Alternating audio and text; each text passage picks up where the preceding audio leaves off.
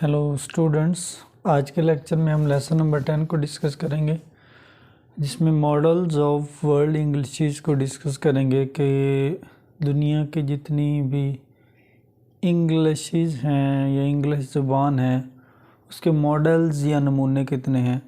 तो models and classification of English, classification and models attempt to explain the difference in the way English is used in different countries।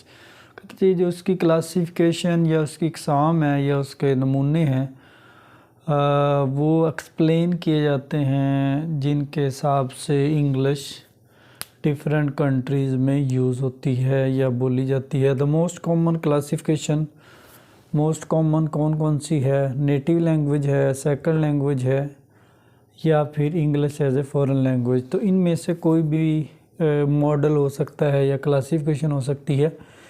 English को हम native language भी कहते हैं, second language भी कहते हैं और फॉरेन लैंग्वेज भी। Short coming of this classification, short coming क्या है, इसमें खामियां क्या हैं इसकी क्लासिफिकेशन में? Misunderstanding caused by the term native language. कहते हैं मिसअंडरस्टैंडिंग, जिसको अंडरस्टैंडिंग किया जाता वो वजह बनती है नेटिव लैंग्वेज। कहता है कंसीडर स्टैंडर्ड, इसको स्टैंडर्डाइज कहा जाता है। स्पोकन बाय ऑल पीपल, बोलते सारे लोग हैं। इज़ कंसीडर्ड सुपीरियर, और इसको सुपीरियर कंसीडर किया जाता है। Represent a good model for English language speakers in other countries, ये गुड मॉडल के तौर पे पेश की जाती है अदर कंट्रीज़ में। Shortcomings of this classification, और खामियां क्या हैं? Inadequacy of English foreign language classification, उनकी प्रॉपर वे नहीं है। More applicable to the contrast between city and countryside, मतलब बहुत ज़्यादा अप्लाई होने वाली है और सिटी और कंट्री साइड में। अल्टरनेटिव मॉडल्स क्या होते हैं? इसके मुतबादल जो नमूने हैं। जियोग्राफिकल लोकेशन है, रीजनल वैराइटीज़ हैं, इंडिविजुअल यूज़र्स हैं। एडवांटेजेस क्या हैं इसके, फ़वाइद क्या हैं? Offer pluralistic view of English, do not suggest superiority of one variety over others, present English as having multicultural identities. तो ये एडवांटेजेस हैं कि ये ख़ुद को मल्टी कल्चरल, बहुत ज़्यादा कल्चर की शनाख्त के लिहाज से इसको जाना जाता है। उसके बाद Stevens models of world English. Stevens models कौन कौन से हैं? ओल्डेस्ट मॉडल है ये इंग्लिश का। Show the relationship of different varieties of English with British and American English, ये रिलेशन को शो करती है डिफरेंट वैराइटीज़, मुख्तलिफ इक़साम को, इंग्लिश और ब्रिटिश और इंग्लिश जो डिफरेंट कंट्रीज़ में बोली जाती है। Stevens world map of English, मतलब दुनिया का जो नक्शा है उसके लिहाज से ये मॉडल क्या है? कहता है जी स्टीवंस मॉडल में provide historical overview of the development of globalised English. कहता है ये हिस्टोरिकल, हिस्ट्री के लिहाज से हमें ओवरव्यू देता है डेवलपमेंट के लिए कि इंग्लिश की हिस्ट्री के लिहाज से डेवलपमेंट कैसे हुई। Present all English varieties as having either British और American standard as their origin. कहता है जी ये इंग्लिश को डिफरेंट वैराइटीज़ में पेश करता है, जैसे आया कि ब्रिटिश है या अमेरिकन है, किस लिहाज से इसकी ओरिजिन हुई। उसके बाद स्टीवंस मॉडल में American English accounts for Canada, the USA, Puerto Rico and Philippines। English British English accounts for the rest of the world. तो इन मॉडल्स में अमेरिकन इंग्लिश के अकाउंट्स हैं वो कनाडा में, उसके लिहाज से भी ये मॉडल बहुत ही इम्पोर्टेंट है। वीकनेस, खामियां इस मॉडल में क्या है?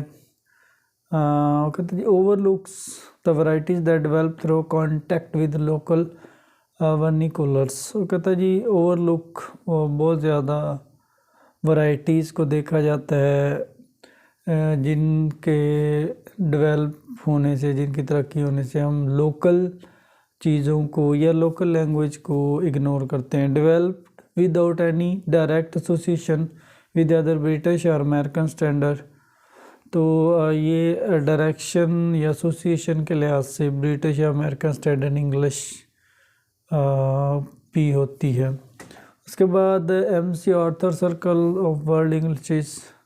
MC आर्थर सर्कल क्या है? कॉन्सेंट्रेट सर्कल मॉडल, जो सर्कल मॉडल्स हैं उनकी बेस पे कौन कौन से मॉडल्स होते हैं। Latter models are based on concentric circles. जो बाद में जो मॉडल्स इंग्लिश के आए उनमें MC Arthur, Gorlach's, Kachru's model, ये डिफरेंट काइंड्स के मॉडल्स हैं। कहते जी कॉन्सेंट्रिक सर्कल मॉडल्स क्या है? कहते जी concentric circle reflect the cline of intelligibility that all varieties English native and non native demonstrate, जिसमें तमाम वैराइटीज़ की इंग्लिश को चाहे नेटिव है या नॉन नेटिव है उसको बयान किया जाता है। The distance from the centre of the circle decrease the mutual intelligibility of the variety. जो फासला होता है सेंटर से उसको कम किया जाता है या डिक्रीज़ किया जाता है। उसमें कॉन्सेंट्रिक जो सर्कल मॉडल, उसमें सबसे पहले जो मॉडल आता है MC आर्थर वाइल मॉडल। ये क्या है? ये कौन सा मॉडल है? कहता है while is divided into geographical section. वो कहता है ज्योग्राफी के लिहाज से इसको डिवाइड किया जाता है। Varieties become more localize the further they are from the centres. तो जो जितनी भी इकसाम हैं उनको लोकलाइज किया जाता है या इसकी और भी इकसाम हो सकती हैं। उसके बाद varieties are connected to the previous geographical situation. Variety को जो मुख्तलिफ इकसाम होती हैं उनको पिछला जो निज़ाम है या पिछले जोग्राफिकली उनको कनेक्ट किया जाता है। They are connected linearly like a spoke back to the centre. इसको कनेक्ट किया जाता है लाइनरली के तौर पे, जो सेंटर के बैक टू सेंटर, मतलब ये जो मुख्तलिफ चीज़ों की अक्कासी करती है जियोग्राफिकली। उसके बाद इसी मॉडल में और क्या 2 पॉइंट्स इम्पोर्टेंट है। The line separating variety segments are not permeable, varieties में नॉट बी म्यूचुअली इंटेंजिबल। तो ये MC आर्थर वाइल मॉडल्स हैं। तो इनमें ये कुछ पॉइंट्स हैं जो आपने माइंड में रखने हैं। उसके बाद Manfred Gorlach circle model of English. Manfred Gorlach circle model क्या है? ये भी MC आर्थर मॉडल की तरह का मॉडल है। इसमें सबसे पहले जो point similar to MC Arthur wheel model, वो कहता है उसी तरह का ये मॉडल है। स्टैंडर्ड इंग्लिश है the centre surrounded by the regional and standard English. जो स्टैंडर्ड इंग्लिश जो होती है, जो मियारी ज़ुबान है, वो सेंटर है, मरकज़ी दायराकार है, जो इर्द गिर्द के रीजन हैं या इलाके हैं। उसके बाद is organize with greater depth आया कि इसको ऑर्गेनाइज किया जाता है बहुत ही ज़्यादा डेप्थ के साथ। Places varieties in series of expanding rings, और इसमें बहुत सारी सीरीज़ एक्सपेंड होती हैं। रिंग्स ऑफ गोरलिक सर्कल मॉडल्स कहता जी रीजनल एंड नेशनल स्टैंडर्ड, इसमें रीजन्स भी आते हैं, नेशनैलिटीज़ भी आती हैं, जैसे अफ्रीकन है, ब्रिटिश है, कैनेडियन है, करेबियन है, साउथ एशियंस है। उसके बाद नॉन स्टैंडर्ड इंग्लिश में ओरिजिनल इंग्लिश है, जमैकियन इंग्लिश है, यॉर्कशायर डायलेक्ट है, पिजन है, करीरूल्स है। तो ये डिफरेंट किस्म के मॉडल इसमें आते हैं। उसके बाद मोडियानोज सेंटरीपिटल सर्कल्स ऑफ इंटरनेशनल इंग्लिश, ये कौन सा सर्कल होता है? कहता है जी ये जो सर्कल है इंटरनेशनल इंग्लिश का सर्कल है। कहता है इसमें जो पहला पॉइंट है कि not concern with the historical geographical division of variety, इसका ताल्लुक हिस्ट्री या जियोग्राफी से नहीं होता। Individual user and their choice of variety are given equal importance, इसमें एक जो बंदा है इसका इस्तेमाल करता है, यूज़र होता है, या बहुत सारे लोग इसका यूज़ करते हैं या बोलते हैं, सबको एक ही इम्पोर्टेंस, एक ही अहमियत दी जाती है। उसके बाद कहता है जी based on mutual comprehensibility of the proficient speaker of English, कहता है जी म्यूचुअल जो अंडरस्टैंडिंग है उस पर बेस करते हैं।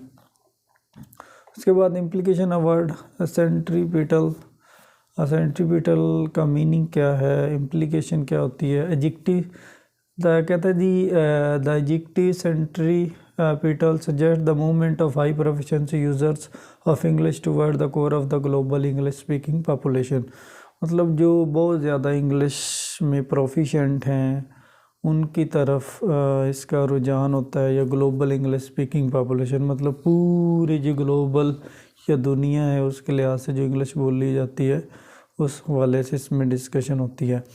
कहते हैं implication of the word centripetal, इसकी इम्प्लीकेशन या इसको इम्प्लीमेंट कैसे किया जाता है, इम्प्लीमेंट मतलब लागू कैसे किया जाता है। Are drawn to global English speaking population their fact effort to make themselves comprehensible in different contexts they and find themselves, मतलब ये डिफरेंट जो इंग्लिश स्पीकिंग पॉपुलेशन है, आबादी है, उनकी जो एफर्ट्स हैं उनकी वजह से वो इनको समझते हैं डिफरेंट कॉन्टेक्स्ट के लिहाज से और अपने आप को उसमें इन्वॉल्व करते हैं। इम्प्लीकेशन ऑफ, उसके बाद मज़ीद जिसकी इम्प्लीकेशन क्या है, कहता है जी global English speaker replace the traditionally revered native speaker as centre. उसके बाद स्ट्रक्चर क्या है इसमें, the centre comprise speaker who are proficient speaker of English as an international language respective being native और नेटिव नॉट इंग्लिश स्पीकर। इसमें वो कहता है जी प्रोफिशिएंट स्पीकर जो बहुत ज़्यादा प्रोमिनेंट होते हैं, प्रोफिशिएंट होते हैं, काबिल होते हैं, वो इंग्लिश लैंग्वेज को एज इंटरनेशनल ट्रीट करते हैं बजाय non native and native English speaker के। Able to speak without any strong original accent, वो इस काबिल होते हैं कि वो बहुत अच्छे एक्सेंट के साथ बोल लेते हैं। उसके बाद वीकनेसेस ऑफ इस मॉडल की वीकनेसेस क्या हैं। How do we define international English, मतलब हम इंटरनेशनल इंग्लिश को कैसे डिफाइन कर सकते हैं। How do we differentiate between proficient non proficient user of international language, और इसमें हम जो प्रोफिशिएंट हैं नॉन प्रोफिशिएंट को में तजाद या उनमें फ़र्क कैसे ढूंढ सकते हैं, इसकी वीकनेसेस हैं। How do we differentiate between strong and not so strong regional accent, और हमें इसमें जो बहुत ज़्यादा ताकतवर हैं और एक्सेंट के लिहाज से उनको हम कैसे फाइंड कर सकते हैं। हु मेक्स दैन डिफरेंशिएशन, और कौन इसमें फ़र्क वाज़ा कर सकता है। तो ये भी मॉडल है, इसके कुछ फ़ायदे भी हैं, वीकनेसेस भी हैं, और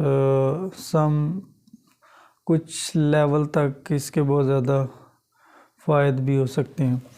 तो उसके बाद Modiano's English as an international language, इसमें और क्या चीज़ें इन्वॉल्व होती हैं।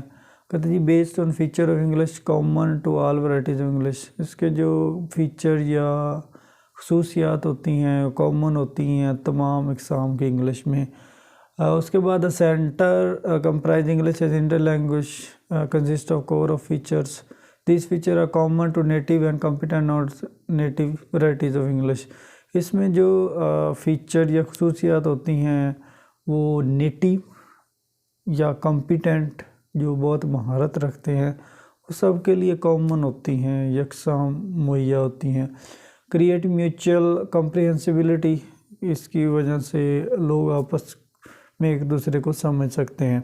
उसके बाद दूसरा इसमें क्या चीज़ है, the second circle consist of feature which may or may not become internationally common. कहते जी इस सर्कल में जो फीचर्स हैं आया के हो भी सकते हैं और नहीं भी इंटरनेशनली कॉमन, मतलब इंटरनेशनल के लिहाज से, बैनुल अक़वामी के लिहाज से ये कॉमन हो भी सकते हैं और नहीं भी। उसके बाद outer area consist of 5 groups, और जिसका आउटर एरिया है वो 5 ग्रुप्स में कंसिस्ट करता है American English, British English, other varieties, मतलब ये सारी डिफरेंट वैराइटीज़ हैं। उसके बाद weaknesses of Modiano's English international English model, इसकी में खामियां क्या हैं। कहते the difficulty of distinguish between core and non core features, मतलब जो बहुत ज़्यादा करीब और बहुत ज़्यादा करीब नहीं होते उनमें फ़र्क को क्लियर करना हमारे के लिए मुश्किल होता है। Equating native speaker with competent and non native, और जो बराबर करना नेटिव और नॉन नेटिव स्पीकर को, ये मुश्किल होता है। लेबलिंग नेटिव, लेबल करना, उस पर कोई निशान लगाना। Major but establish source of workers engineers, मतलब वो डिफरेंट होता है। इसमें स्ट्रेंथ क्या है इसकी, मतलब स्ट्रॉन्गनेस क्या है इस मॉडल की। डिसअप्रूव्स आइडियाज़ ऑफ स्टेज, जो आइडियाज़ डिसअप्रूव्स होते हैं वो भी फ़ायदेमंद होते। Cares for the diversity of English, जिसमें डिवर्सिटी या चेंज होने के बारे में केयर की जाती है। Understands the spread of language from geopolitical views, इसमें जियोपॉलिटिकल व्यू के लिहाज से इंग्लिश को अंडरस्टैंड किया जाता है। Focusing just on proficiency, giving English as a globally functioning language as a central position, इसमें जो प्रोफिशिएंसी है या महारत है या काबिलियत है उसमें ग्लोबली पूरी दुनिया के लिहाज से उसको अहमियत दी जाती है, एक सेंटर दिया जाता है। तो इस लेक्चर में हमने मॉडल्स को डिस्कस किया, डिफरेंट जो मॉडल्स थे इंग्लिश को उनको डिस्कस किया। उस हर मॉडल्स की खसूसियात भी हैं, फीचर्स भी हैं, वीकनेसेस भी हैं, मतलब और स्ट्रेंथ्स भी हैं। तो हर मॉडल की अपनी खसूसियात है, अपने एरिया के लिहाज से, अपने रीजन के लिहाज से।